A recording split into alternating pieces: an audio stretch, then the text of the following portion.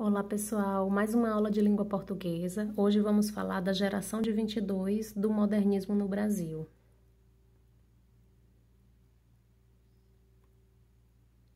A primeira geração da literatura modernista, também conhecida como fase heróica ou geração de 22, dá continuidade às ideias difundidas pela Semana de Arte Moderna e se estende até 1930, quando a literatura passa a tomar outra direção. O período foi marcado pela publicação de várias revistas, manifestos e obras literárias.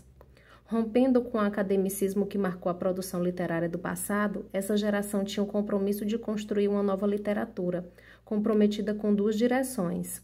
Por um lado, atualizar-se em relação às propostas trazidas pelas correntes de vanguarda, por outro, mesclar essas novidades com uma pesquisa em torno da nacionalidade que envolvia questões como passado histórico, língua, folclore, culinária, religião e etc.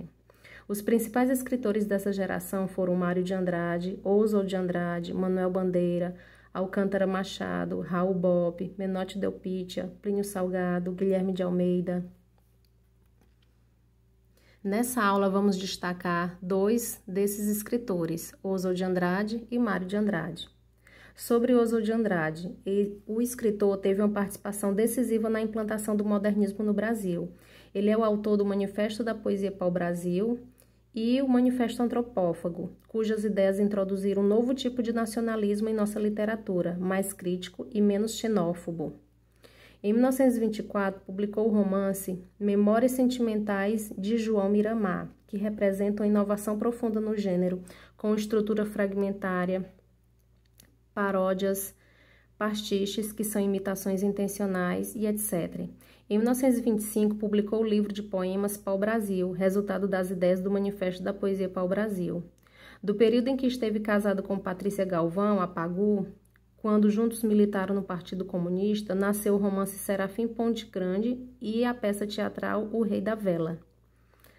Suas ideias de antropofagia cultural tiveram desdobramentos décadas depois. Nos anos 1960, por exemplo, o tropicalismo, movimento liderado por Caetano Veloso e Gilberto Gil, retomou o conceito de deglutição cultural, aproximando o rock e as guitarras elétricas de ritmos tradicionais da música brasileira.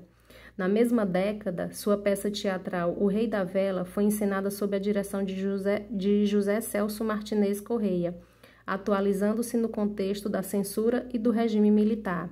As ideias da antropofagia ainda podem ser notadas hoje na obra de vários artistas brasileiros. Mário de Andrade.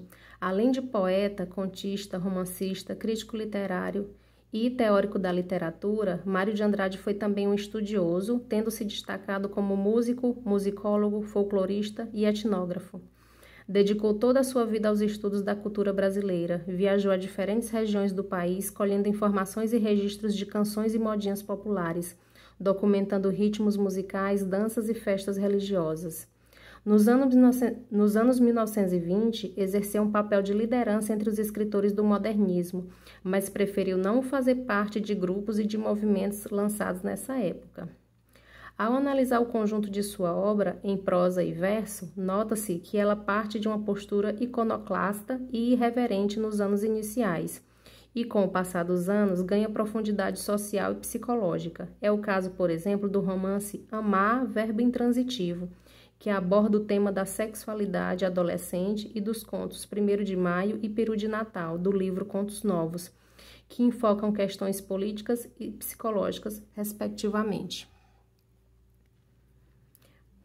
Macunaíma, o herói sem nenhum caráter, é a obra mais conhecida de Mário de Andrade. Para escrevê-la, o autor se baseou na obra etnográfica Von Roraima zum Orinoco, do pesquisador alemão, que no período de 1911 a 1913 havia recolhido a lenda de Macunaíma entre os índios Taulipangues e Arecunás, da Amazônia brasileira e venezuelana. O que chamou a atenção de Mário de Andrade foi o fato de o herói lendário não ser propriamente um herói no sentido tradicional, mas um anti-herói, já que Macunaíma, de acordo com a lenda, era preguiçoso, mentiroso, covarde, manhoso e sensual. Para Mário, Macunaíma podia ser visto como o próprio retrato do brasileiro ou dos povos americanos, em geral que, segundo ele, eram povos sem nenhum caráter. À lenda de Macunaíma original, Mário de Andrade acrescentou várias lendas brasileiras, causos, anedotas, provérbios e aspectos contrastantes da realidade brasileira, como a floresta e a cidade. Por causa da diversidade de histórias que a obra reúne, o autor preferiu chamá-la de rapsódia, já que o termo pode significar tanto uma epopeia, quanto, por analogia com a música, uma composição formada por várias melodias populares. Do ponto de vista linguístico, a obra reúne uma profusão de variedades linguísticas, com a presença de regionalismos, de gíria, linguagem acadêmica, tratada de modo paródico e irônico.